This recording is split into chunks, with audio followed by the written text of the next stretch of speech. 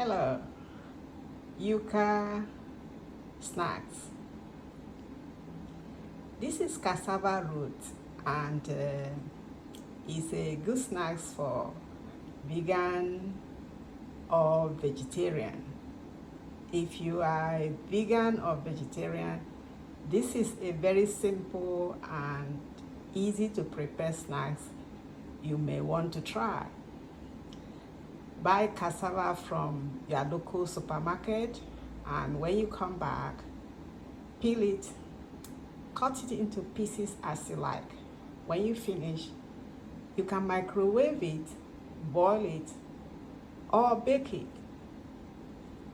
Any way you want to use this cassava is up to you. It's very simple and it's sweet. It's sweet without adding sugar or salt.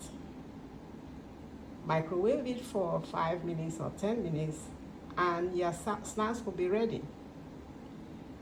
If you are vegan or vegetarian, this is a very inexpensive and easy to prepare snacks. Enjoy.